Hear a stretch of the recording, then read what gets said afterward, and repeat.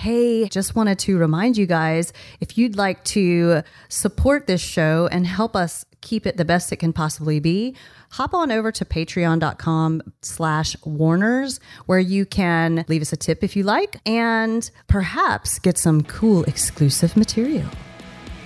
Hey Warners, this is your warning that the following episode of Women Your Mother Warned You About went a bit rogue from the beginning. You know, one of those episodes where we started the show before we started the show, we were recording and then things happened. So put on your big girl panties and buckle up for the ride with Rachel Pitts, Keith Walters, and yours truly, Gina Trimarco.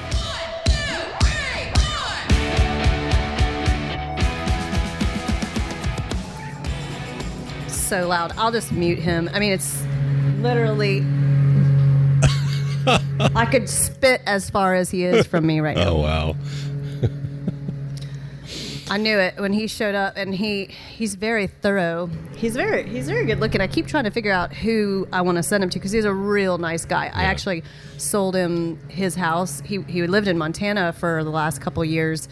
He decided to just fuck off and go snowboarding for a couple of years. Yeah. He sold his business previously and went out there and did that, and then he was tired of snow. And so I got to know him really well. He's just adorable and super nice and hardworking. And now I helped him build up as much clientele as possible. And now was just telling me he feels a little guilty because he's so busy now with landscaping. Is the business to be in right now. He's like killing it. Everywhere you go, that is one business that is just booming, booming, booming. And it can be really lucrative. And my neighborhood, my landscape guy, everybody's out landscaping. So it is the business to be in right now. Well, and what he was being told by a lot of his clients is, oh, you better watch out because a lot of people lost their jobs and you'll have a lot of competition. But the truth is, if they didn't purchase all their gear, you can accomplish with a weed whacker and a push mower 1 yard, but you can't do the volume that you're going to want to do if you make money.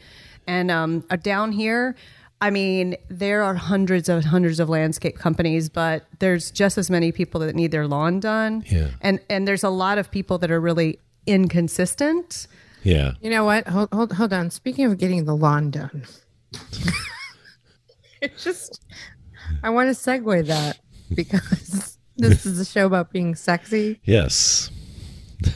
And there's not enough landscapers out there for other things. Okay, good point, because I had an experience yesterday. There's some landscaping I need, and I don't know how much longer. Yeah, so the Bear Kitty here is really running behind on business. Oh, so I'm thinking that estheticians, hair removal, and nails should be essential businesses. And I will be flat out. I mean, we've talked about my boobs on this show, so might as well talk about this too. But I never shave. Talk about what? Our vaginas? Yeah, yes. I never shave my bikini area because I hate to have razor burn there. So I always wax. You should not shave if you wax. That's right. So I've been sitting here not wanting to shave, but things were Felix. I was talking to Felix and he's like, what are we? I said, it's not like 70s, but he's like, what is it like? Sort of early 90s. And I said, yeah. So I went yesterday, first thing in the morning with my mask. I went to CVS and purchased a few hair removal things because I was like, I can't take it anymore. And I have to say, I had a really good experience with some Nair cream yesterday. Wow. Well, that's a sensitive area to be using that in. Well, I got the sensitive skin area, the bikini area, sensitive skin version. And you didn't go out and get the wax and the strips and the melting point? I have done. Okay, so I have done it. So have I. I've got my lip strip. My esthetician always laughs at me because she can't believe that I used to do Brazilian myself. Because there was a time right after Roxy was born where, she was a little bit older, didn't have a lot of money, and I didn't know of a place that was less than like $80 for a bikini wax for Brazilian. So I was like, I'll just do it myself. I'm tough. And let me tell you, it takes a strong person to do your own Brazilian. I did it. I actually did it multiple times, but it hurts getting a Brazilian, but you don't know exactly when they're going to rip the wax. So you're just I just sit there and talk, But when you have to do it yourself, you're like, 3, 2, 1. Well, I've actually done it back when I was married a long time ago for my ex, kind of the same situation, saving money and everything. You've talked about this before, sugar wax. Oh my gosh, that was a great way to create disruption between. You don't need to be doing that to your woman. It was great if I was angry with her. It was like. Yeah. And my husband at the time used to come in he did once try to come in and see what it was like to watch me, do this Brazilian on myself. And he left pretty quickly because it was not very sexy. I'm like sprawled out with my leg up like, I did go out and buy strips for my lip and bikini area. And I almost called you, Rachel. I'm like, you could find a good friend to do this. I would totally do it, but spread my legs and you do it for me. I would wear my mask if you wouldn't take offense to it, but I would do it. And I would wear my mask just because I don't want to be that. I don't want to be that. Put my face. My vagina does not have the coronavirus.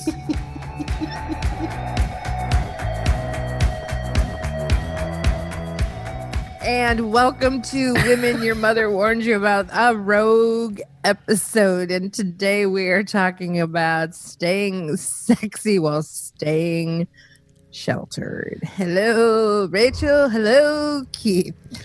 Yes. Good morning, ladies.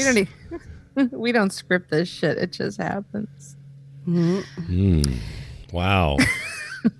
So the week before we did the recording of this particular show, I was sick. I was actually worried that I had coronavirus. A little worried, concerned, let's call it, because I had symptoms that were reflective of what they say the symptoms are.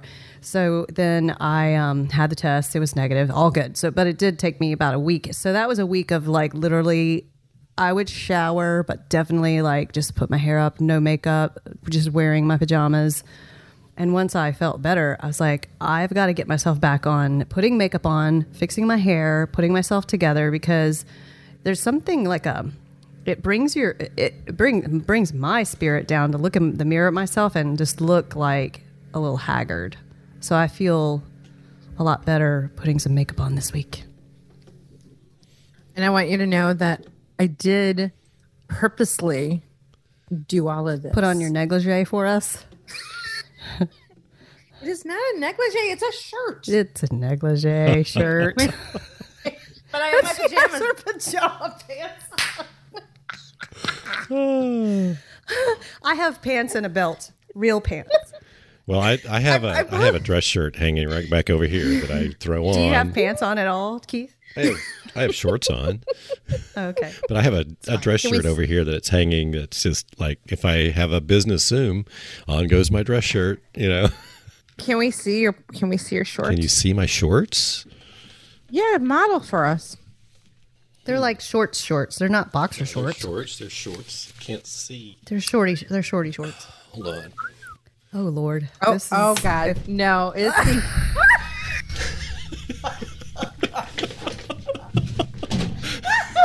That was the best ever. We'll have to have that moment as a clip. I think that was possibly one of the best Zoom moments I've ever seen, where someone crotch shots the microphone. That's the video that Doug's going to use. I love it. I hope so. Please, Doug, do. But, going back to our point just a second ago. I think Keith's penis hit the mic. He definitely did. It was only 2 feet away. So.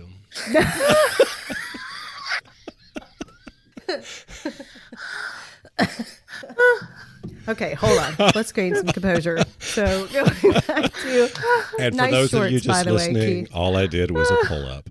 And yes. Not a pull out.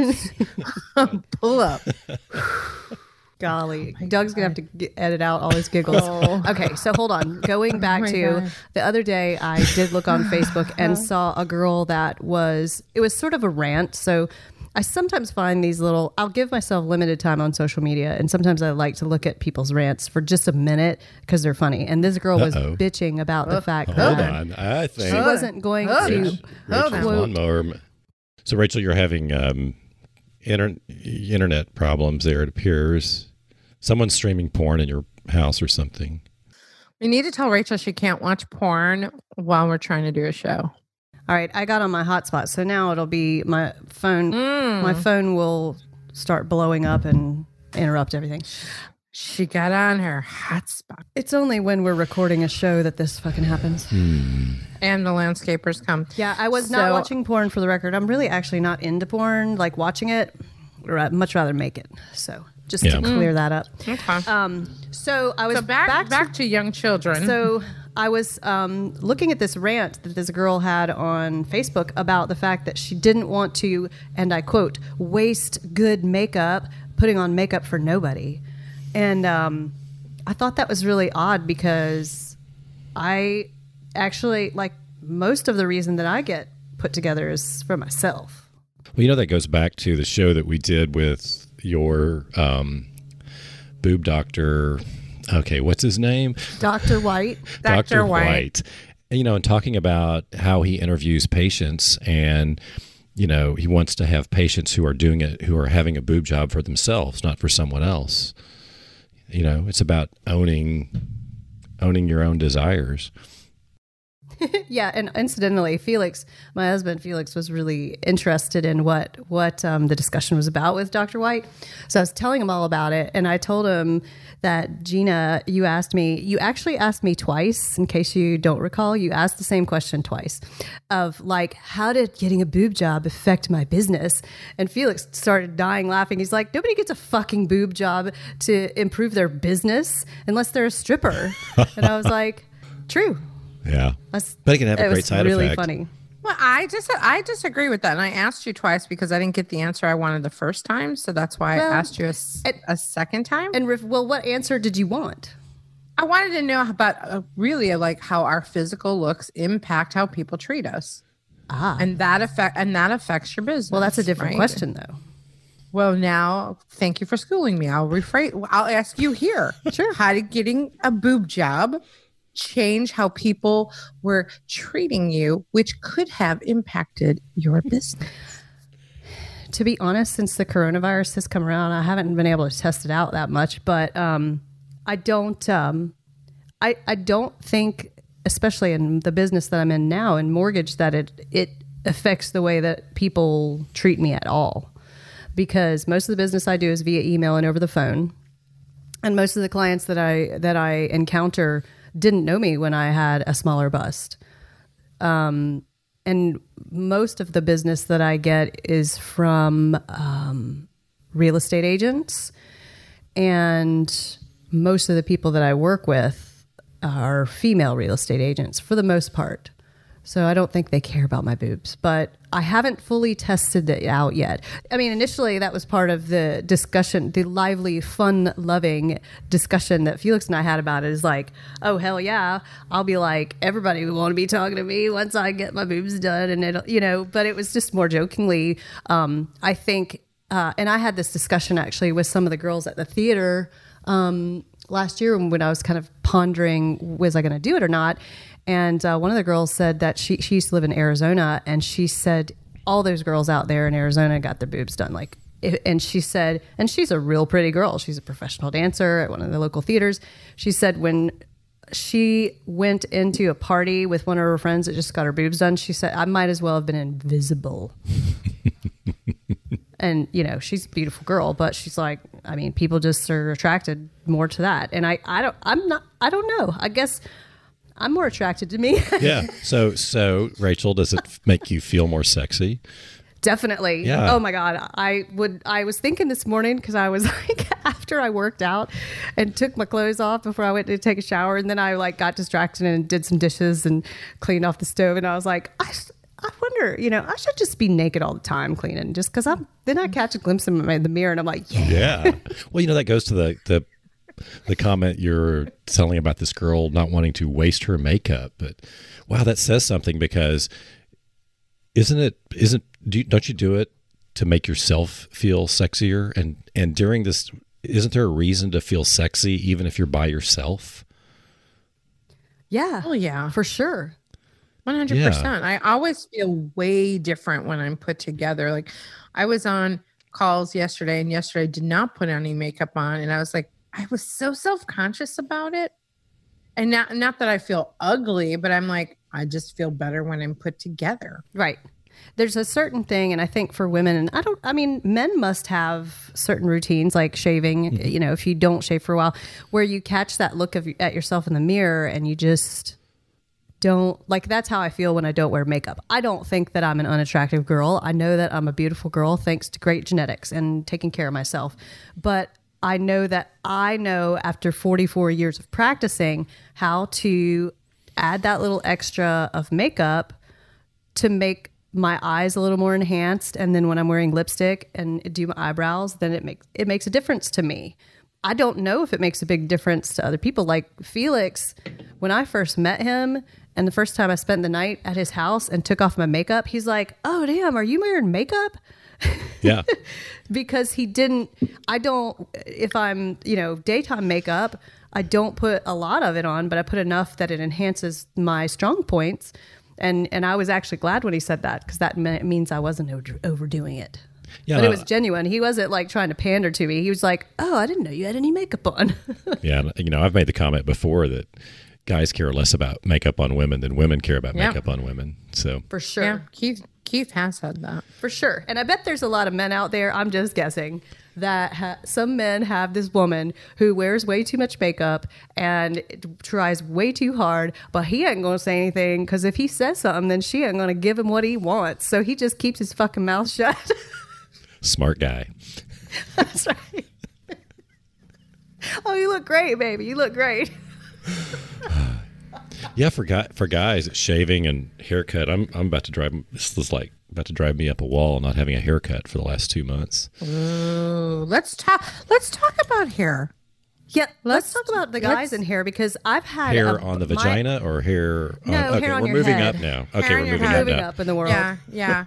We've covered the vagina thing. I just wish, to Rachel's point, it should be essential. They should be open. I should be able to go do that. Sort of bullshit I can't. Well, this is a learning for me. My nail tech, the last chick I went to, she said that she does nails out of her home, and I didn't get her phone number. And my esthetician, I could probably go to her house. And after this, I'm going to make sure I have people's personal phone numbers. I got a nail guy. I got an underground nail guy. I was going to invite you last week to the underground nail party, but you were waiting for test results. So I wasn't really feeling safe to invite you over. And so I didn't tell you about it. But I'm back.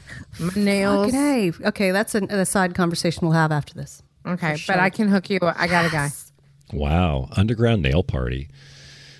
A whole new business. You want boyfriend? You got to have a nail gel. Yeah, and they do wax, but not bikini wax. He probably, for the right price, he probably would have. I asked, he came with his wife, and I go, "Do you do bikini wax?" She's like, "Oh, no." She's like, "No, he doesn't."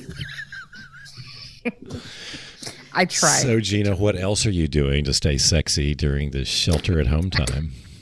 So I got my underground nail thing going, and I did have an underground hair visit to the back door of a certain salon. Mm-hmm. I heard. And it was so funny because I didn't talk about it because I don't want to get her in trouble. She's so worried about getting in trouble, which is just ridiculous.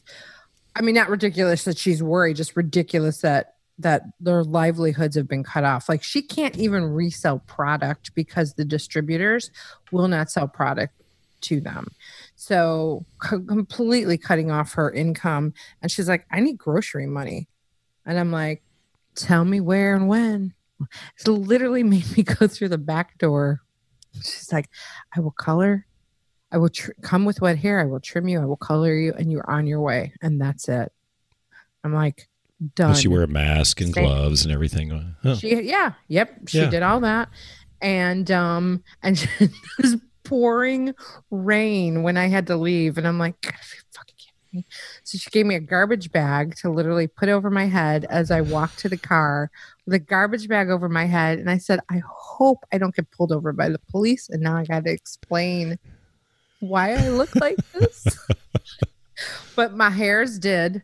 And you know what? There are going to be people who are like, there are people dying of COVID. I get it. And I'm not trying to be cold about this. But we have jobs where appearances, I think, matter. And we're on video a lot. So to me, if I don't feel good, I can't present myself as well. And that affects my business. So I was getting my hair colored no matter what. So if she wasn't going to take me, I went and I picked up this little... That's been a hot seller lately. Okay. Oh, wait, it's such a hot seller. It's such a hot seller. Everybody who can't see this video, it's L'Oreal's Magic Root Cover Up, which thank you to my friend Eileen Patney. Shout out to her, who suggested this for me when she saw my plea for help. And the red, I posted. I'm like, what do I do? She first posted world. a picture. She sent... Yes, she sent me a link on Amazon to get this L'Oreal Magic Root Cover Up. The red is the exact red of my hair. I don't know how that happened, but it did. And it temporary colors your gray. She sent me the link. I bought it, and I bought many of them so that I can resell them on the black market. Red market. You thought... You thought toilet paper was in demand. This is next. This is what they're predicting. It's crazy that you actually still cannot buy toilet paper. Like, I've been to the store a couple times and it's literally not there. Yeah, so we have it in ours. So it's been That's good to see. Fancy. Well, you know what? There's actually more availability of that stuff in like a Whole Food or something similar than there is in the standard Albertsons, Tom Thumb, like that. So well, and I'm just letting my roots grow. I mean, I'm lucky enough to be blonde, and yeah, it's different when you're blonde. Yeah, so I'm just going for that ombre thing that people do, where you see them and they kind of have it. Yeah, like it's trendy in my opinion, and I'm going for the Rapunzel thing. Like, I'm good with it. It doesn't bother me. I don't feel bad about it at all. And then my nails, I came up with that trick. I thought it was pretty awesome. But you know what is funny? I don't think Keith knows about that because I thought it was really cool. What I did was I was sitting there last week while I was ill and had a lot of time on my hands, and I've got some regrowth because I get acrylic and gel on my nails. So I've got maybe about a centimeter of regrowth right now. So I went and got this glitter nail polish of Roxy's and kind of filled in the bottom from the bottom up glitter. Because then there's this one that didn't get done because I had that horrible paper cut that went out of control. I got a paper cut between my nail and my skin from a box. So before all this COVID, I had this terrible paper cut that took like 3 weeks because my immune system's no good. So I had my nails done, and this one is silver because I didn't have it redone. Are you flipping us off? You're flipping us off. Yep. And then the other ones now have glitter that matches it. So it's kind of a thing. But I'm just kind of going with it because I know there's people out there that they're like trying to soak it off themselves. And I tried that once and it went horribly wrong. But oh, God, it's a nightmare. But I will say that there are people out there who are actively selling, because when I posted that little video about coming up with my own creative solution, I had all these people come after me with these, I don't know what they're called, color somethings, like they're like stick on. All the direct sellers. They were direct sellers, and they're vultures right now trying to sell stuff, and I like shoot them down. Yeah. Oh, I heard you need. Oh, someone just. So how's business going for you? I'm like, don't you even try. Don't you wish you had a home business like I do? I was like, bitch, bring it. Stop. I'm not selling nails, no, or any other direct. Nothing against direct sellers, but gosh, I need to do sales training with them. They need help. It'd be a good thing. But see, the thing about, because I've done some direct sales companies in the past, and the thing about it is that they don't like to go outside of their little, let's use the word cult, because it's kind of what it is. They don't really necessarily like to go outside of their cult because they want to keep everybody in doing. So then they'll have somebody who is successful at like Facebook Messenger vomiting. So those people get on a weekly sales call and tell everybody what they do, and then all these people start doing it. So I don't know how you would get into doing the sales for those people, but they certainly need it. So Rachel, I have a question for you. Different area. You're, of the three of us, you're the one with a permanent relationship. Cohabitating. Oh, I guess is the better way to say it. A cohabitating relationship. What are you talking about? So how is all this time together impacted, and how do you, I don't know if you've talked to any of your friends or acquaintances in the same, Gina, you too, like from a cohabitation perspective, how's this impacting yours and others? I am still unorthodox when it comes to that, because Felix and I still have the two houses, and it's turkey season.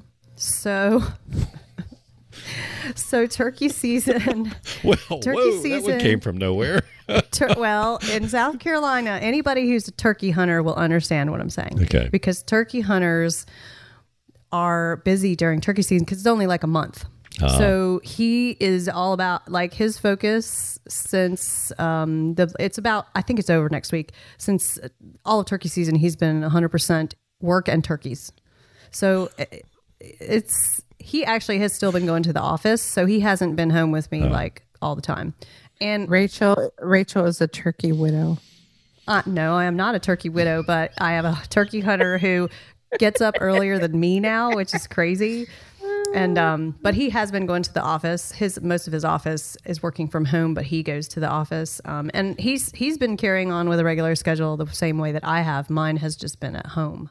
So I haven't experienced what you're probably getting at, Keith, which is people that are kind of sick of their spouse or like having trouble with their children. I am experiencing a little bit of stress. I think that's the only thing causing me stress right now is the homeschooling thing. Because I'm still working full time and then trying to get the schooling done. It is a challenge. Basically, every time we do homework starts with about 30 minutes of crying and arguing. I'm not usually crying. And then we get down to it. It's just a resistance that I think is a lot of the parents are having that resistance. Now, some parents are out there telling me that they get their kids' asses out of bed at like 7 a.m. and they start them at like 8 a.m. as if they're going to school. I don't roll with that shit because I have shit to do. And I like my mornings. I have a really great morning routine. And so Roxy and I negotiate what time we're going to do homework. And normally it's like 5 o'clock because that way I can do my work day. And then from 5 to 7, we do homework. And that way she can do whatever the heck she wants, which consists of a lot of online talking with her friends. But it is definitely anyone who is working and trying to homeschool, it's very challenging. And I've also been teaching her empathy about the fact that these teachers, like her teachers taught 5th grade for like 25 years.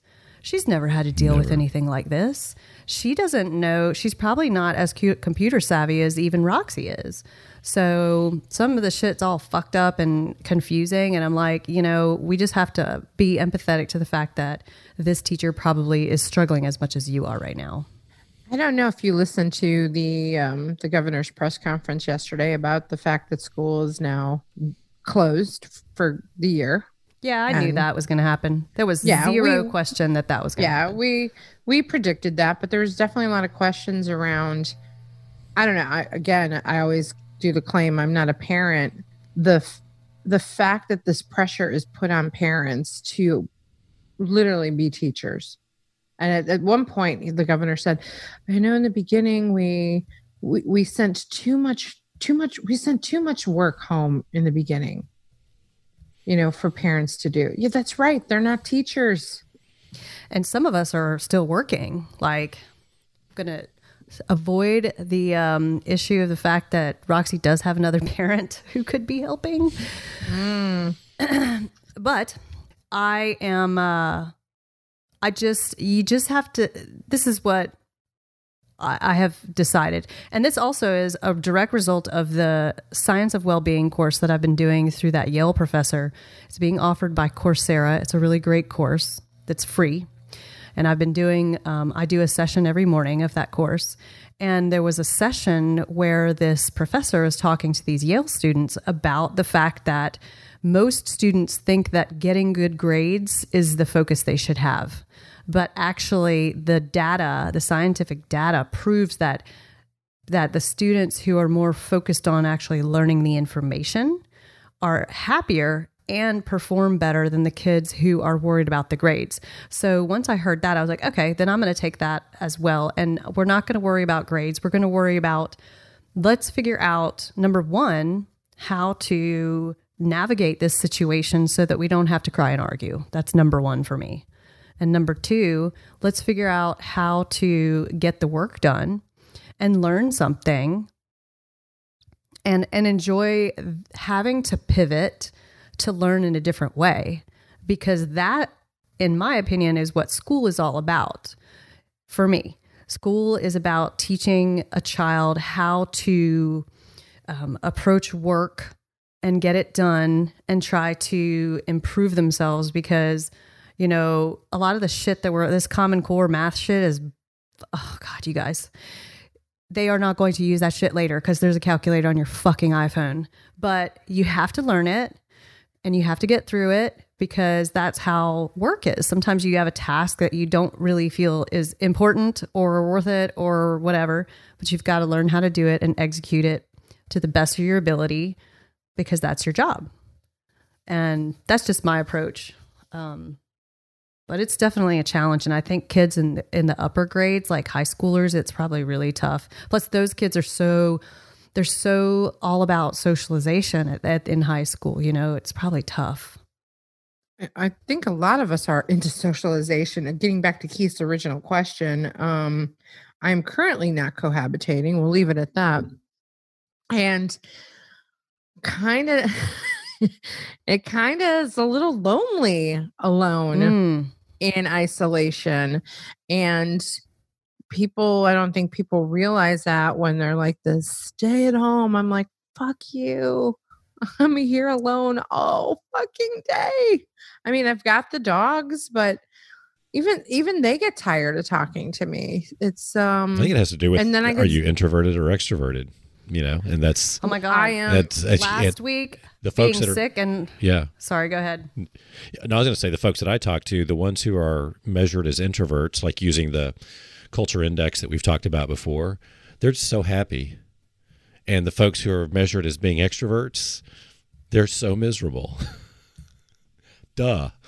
right here. Yeah. And I used to claim ambivert because I'm always on, but this has taught me that, no, I guess I really am an introvert because I really have learned, I mean, it has really taught me how important it is for me to have people around me. And I never realized how important that was. So you mean you're an extrovert? You're an extrovert. Yeah. Yeah, I'm an extrovert because I'm an extrovert but when I have to do a lot of training or speaking, I need downtime. That doesn't take away from me being an extrovert, but I need people around me. Like I literally think I started cooking so much to entice people to come over, which has worked really well. By the way. Like I have become the Italian mama. People are like, do you have anything to eat? What are you doing? Can I come over? What's in the fridge? I'm like, come over. See, I am totally the opposite. I am 100% solidified that I'm an introvert because last week I was legit not feeling well. So there's a few days that I lost because I was literally just sleeping and comatose. But then as the days went on last week and I was feeling better, but still laying really low because I was, waiting for test results and just wanting to be smart. I loved being alone. Oh, it was like me and the dog. No fucking buddy bothering me. Although everybody was bothering me like, how are you feeling? But I definitely did not hate it. And I do not hate not being in crowds. And I think that's also part of the reason that it's not bothering me is because I'm continuing to work and have my same purpose. Like that hasn't been interrupted.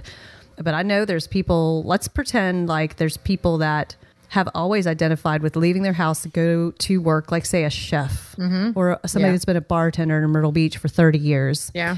That they're used to going out and doing their job in a location and they don't have income and they're waiting for the stupid unemployment to come through and they can't leave. I'm sure that must just really be hard for people. And there's a lot of people who get energy, whose base energy comes from that interaction with other people. And that's hard. And I'm extremely introverted, but my number one language is physical touch.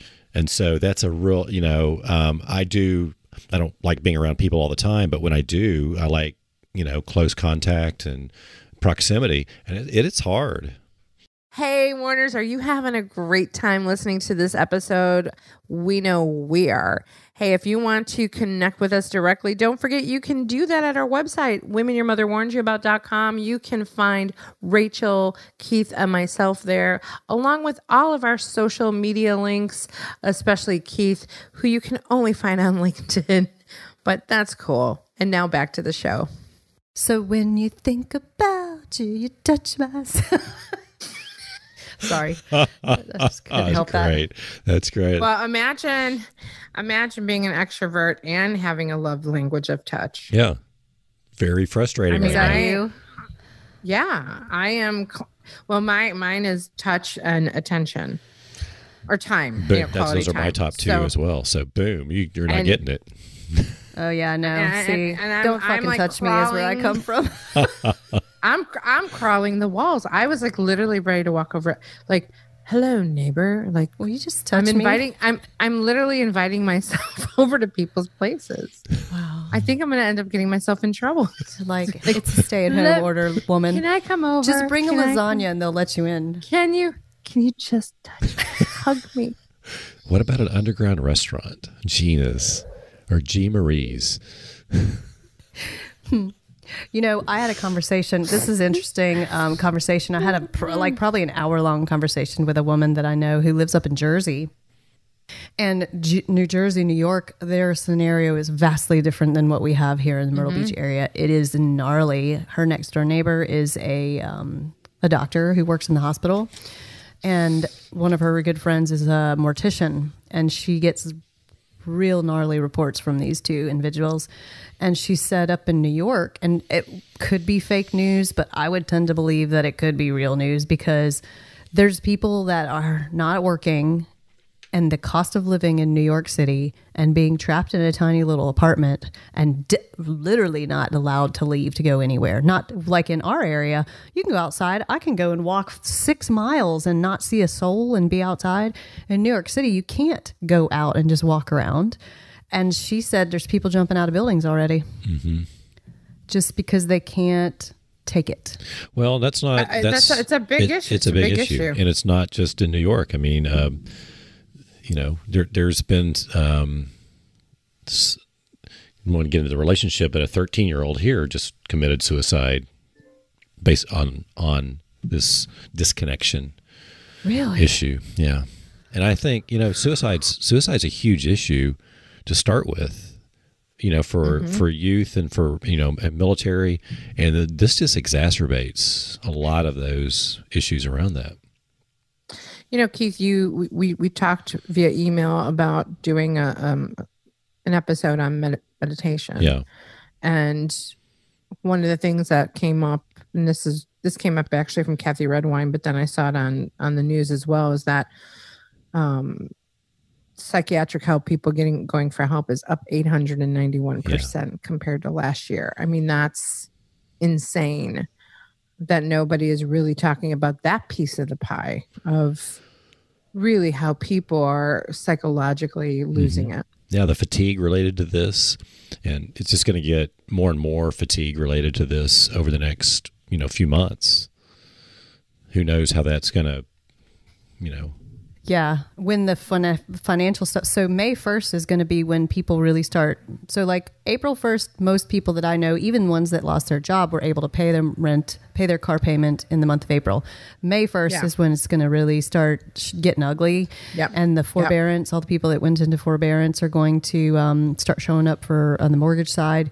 That's when people are going to be running out of money. And as far as I know, a lot more people have not received any stimulus money, have not been able to get unemployment to work, have not seen a lot of that stuff.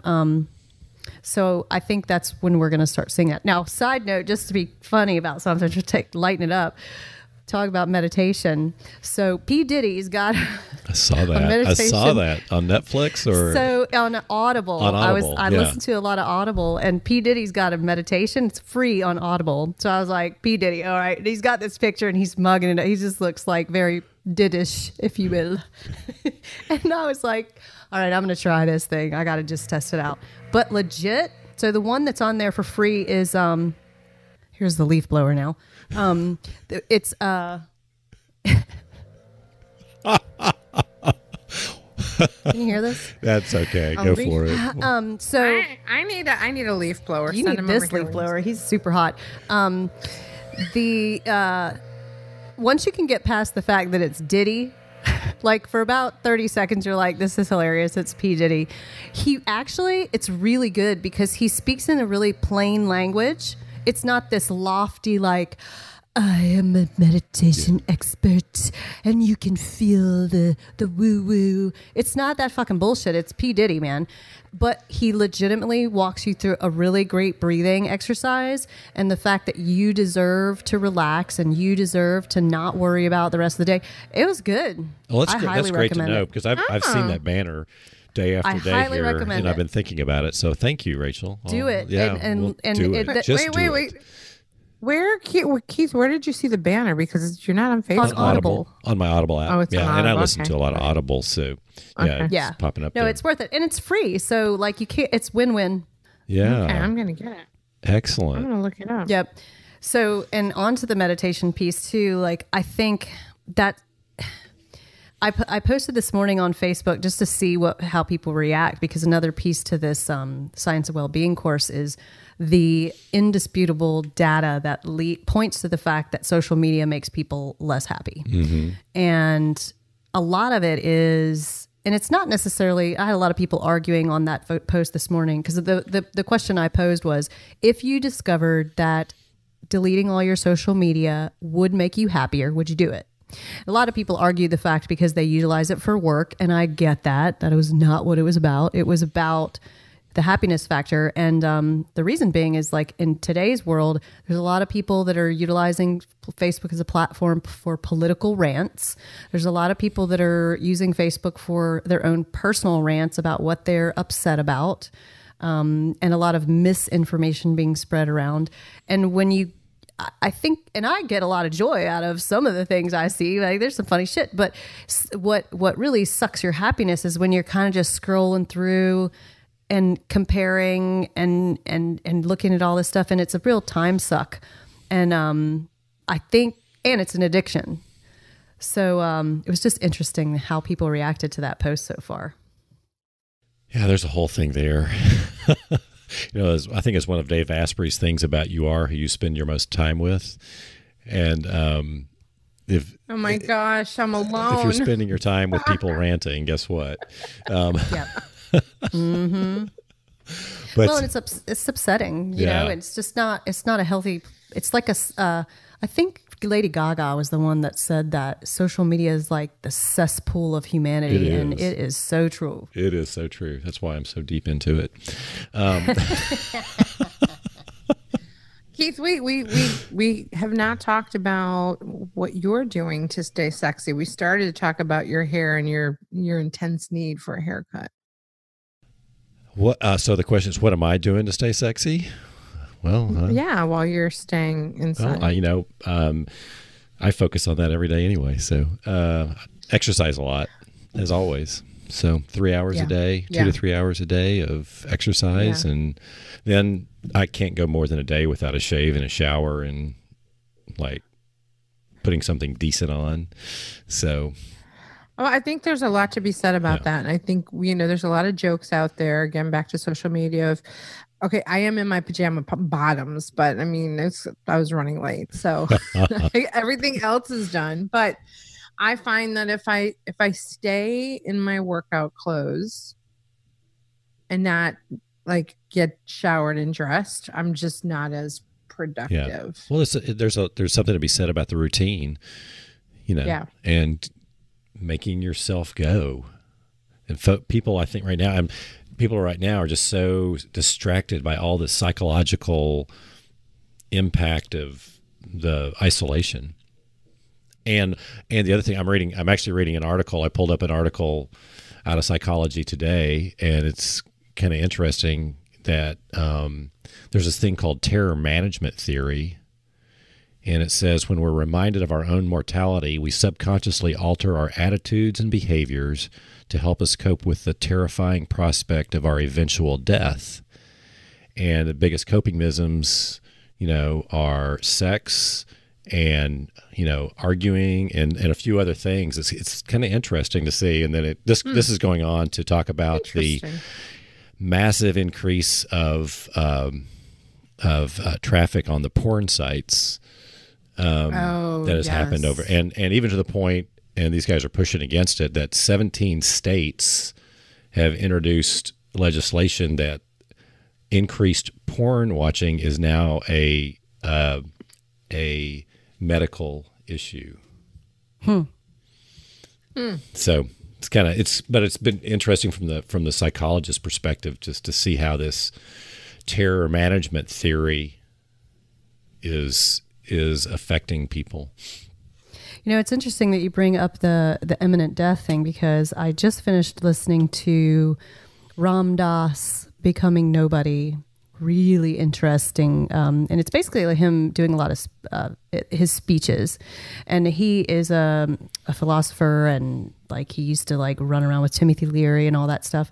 But he's just got these amazing theories. A lot of it that I listened to lately is really relevant, because he talks about attachment and clinging. And I think that's one thing that is making a lot of people miserable, that I've seemed to notice, is they're clinging to the idea of how it once was. They're clinging to the idea of how they think it should be. They're clinging to the idea of what they want it to be. And it's causing misery.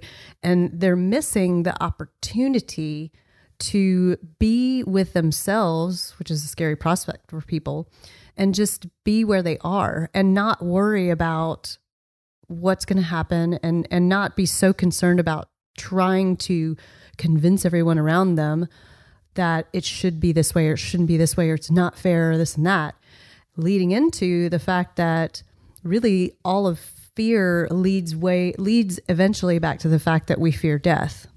And so then what he finishes with, and he finished with this morning, was this whole, in the end of this book, that if we actually look at death as if it was taking off a tight-fitting shoe, because when you talk to the people about, the philosophers who talk about moving to the higher plane of consciousness, that, your spirit is more than your body, and your body is just this vessel that you're in right now. But it was such a fascinating phrase, like, what if death were just like taking off a tight-fitting shoe? And what if fearing death was a big waste of time, if you could just look at death as the next evolution of your spiritual growth? Really fascinating stuff. You got to be ready for the depth of it. But that's the thing, is like, people are fearing that coronavirus might kill them or their loved ones. And if they can come to terms with the fact of, if someone that you love does die, that doesn't necessarily mean it's just it's a whole different way of looking at the death and the loss of a person.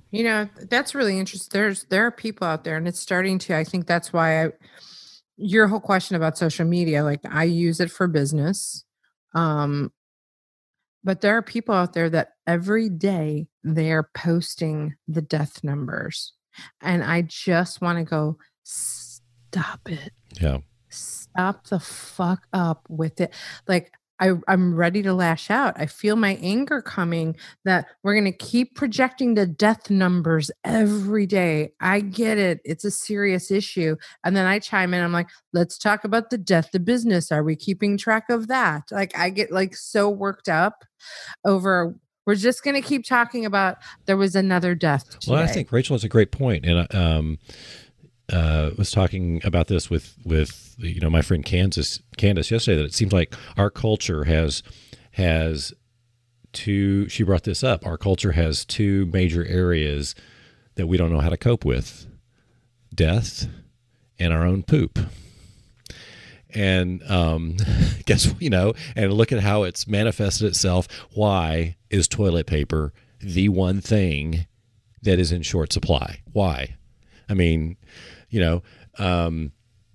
of all things. But yeah, our culture doesn't really cope with death very well. And you can compare and contrast it with like Native American culture where death was celebrated. You know, there's something called Tecumseh's Prayer, and it starts off with, so live your life that the fear of death can never enter your heart. You can be afraid of it, but it doesn't drive who you are. And our culture is just so death phobic, and it's just this thing, and we don't know how to deal with it. And, you know, it's really, you know, and you bring up the numbers, and people are, you know, getting fixated on the numbers, and it's tragic. You know, every death is tragic, but the numbers pale in comparison to other things that go on in the world today. Last year, 835,000 people died of mosquito-borne disease. 835,000 people died last year of mosquito-borne disease. And that's low compared to numbers in prior years. And yet, who cares? Let's go back to what you said about death. Every death is tragic. Now, hold on a sec. Let's reanalyze that, because none of us is getting out of here alive. Right. So is every death really tragic, or is it just really inevitable? It's inevitable. So it's tragic to someone. It's tragic to someone.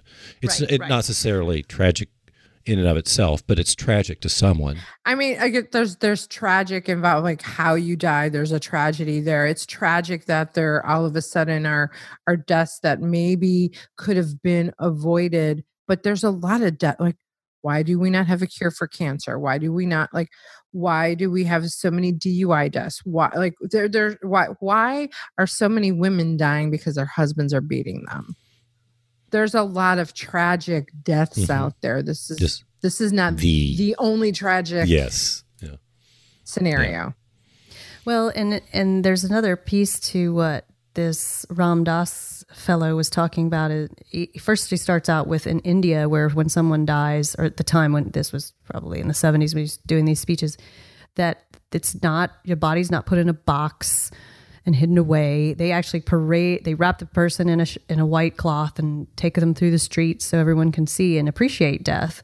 Kind of like what you were saying, Keith, that it's not something to be upset about or fear or hide, because it's going to happen. And like to your point, Gina, sometimes it happens in ways that are tragic and can be avoided. But that there's a way that we can move people to the other side, some people will call it, and not do it in such a scary and painful way. And he addresses the topic of hospice and the lady that created hospice. And he says that she uses that exact phrase, every death is tragic. And, you know, hospice is great for making it more comfortable for people. But, you know, what if there was a system in place where people could be guided to the other side in a peaceful way? Mm-hmm. Yeah. But back to your point, death is inevitable. Yeah, it's inevitable. And it's interesting as we're talking about this and kind of got a little bit off the sexy topic, is that from sex to death.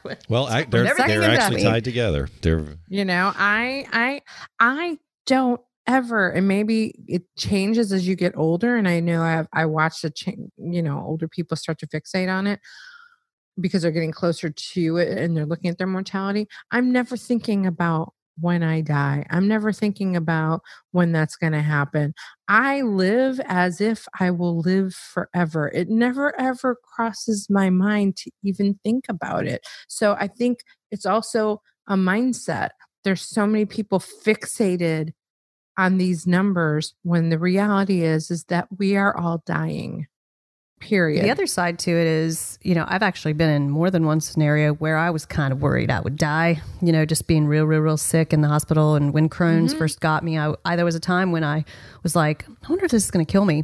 And then at that time, I got really into Buddhism and was studying those kind of doctrines and teachings because I wanted to come to terms with this.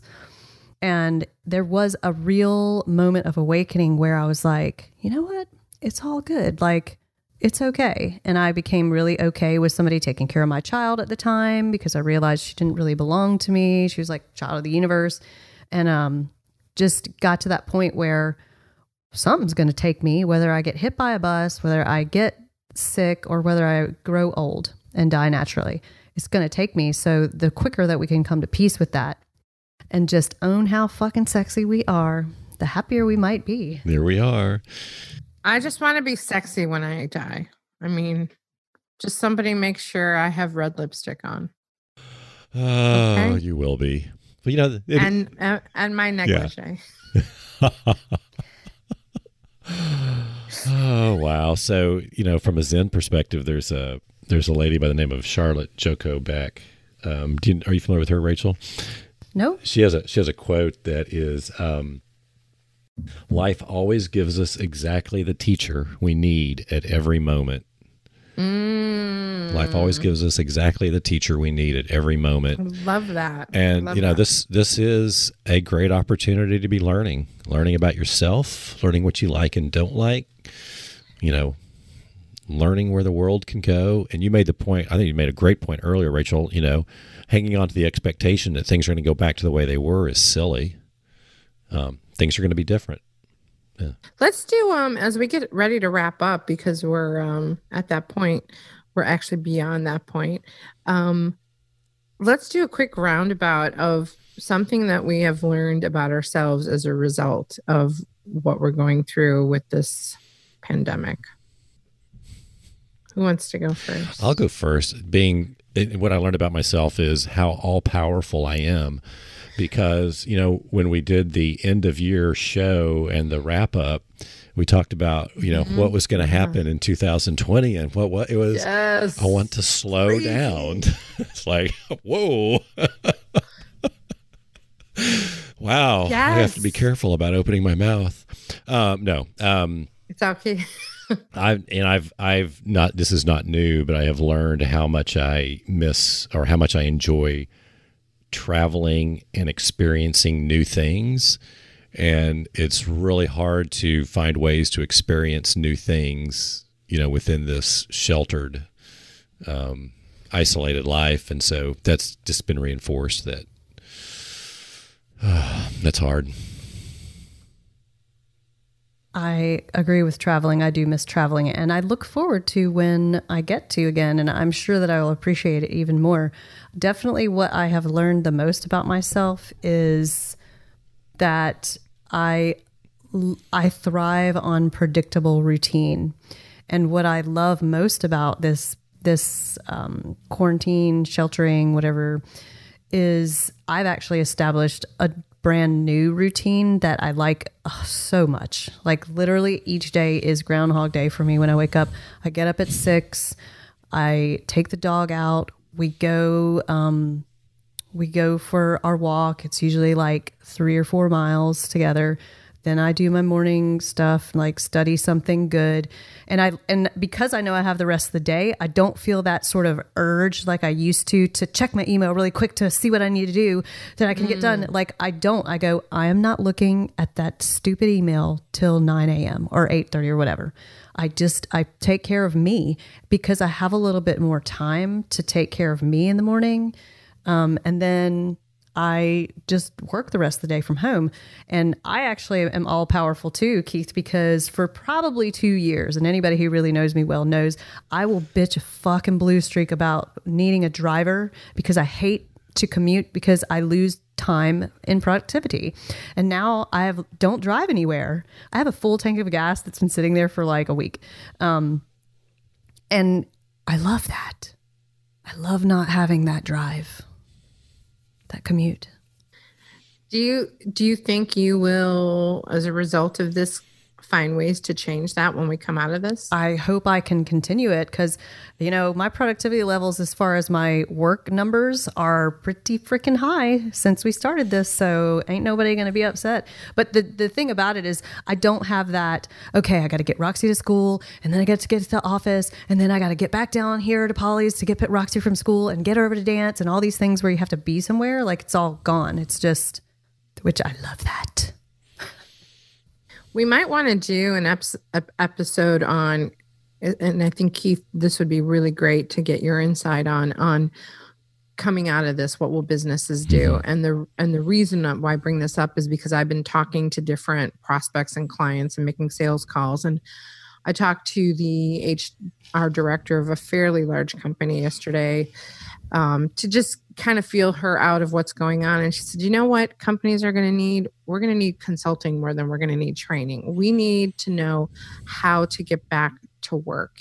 How do we go from this work from home to bringing people back, and are we bringing them back? So that could be a kind of an interesting, nothing is going to be the same, and the way we do business is going to change. That'd be a great topic. So. And I'm already working with a number of CEOs on how they're going to approach that. Okay, good. So that'd be a good talking topic. What I've learned from this, speaking of the email, I really have like lightened up on like, I'm not checking email until I get to my computer. I'm like, I might look at it real fast on my phone, but I'm still not going to deal with it because I'm following different routines, same thing, setting up different routines to do. But what I think the biggest thing I've learned that I've already alluded to is that it's important for me to have people around me more so than I ever imagined. And because I was traveling so much before, and that really was what I was used to, that's why it's really hard for me to be so inside by myself. I've rediscovered a side of myself that either I was just not paying attention to or trying not to be. And this includes like one day Rachel posted something about a word that describes you. And I said, silly. And she said, that is the last word I ever expected to come out of your mouth was silly. And I'm like, well, I used to be really silly and I lost the silly side of myself. And now I'm a little more silly. And I love having people around and I love having people over and I love cooking and I'm way more domestic than I gave myself credit for or I realized. Wow. So you were surprised you used the word silly. I wouldn't be surprised by that.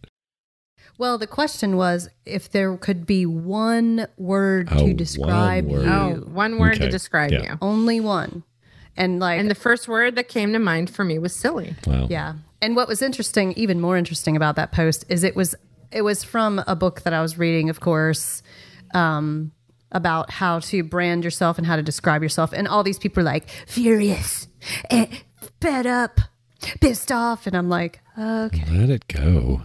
Yeah. And I was like, silly. Yeah. It was an interesting exercise for me in different ways. And a lot of the stuff that I post on Facebook is because I want to see what how they're going to react. It's not necessarily, it's not usually the same reason. So it's always fascinating. Yeah. You know what? And I'll send you ladies a link to a really good YouTube that was done by Jim Collins here just a few days ago. Jim Collins wrote Good to Great. And in it, he's talking about a gentleman by the name of Jim Stockdale. And Jim Stockdale wrote a number of books, but one of them was Life Inside the Hanoi Hilton, or Lessons from the Hanoi Hilton. Jim Stockdale was the senior ranking officer shot down over North Vietnam and put into the Hanoi Hilton, which was the North Vietnamese prisoner. And he was the senior officer, so he was basically responsible for all the Americans. He was there 8 years. He was brutalized.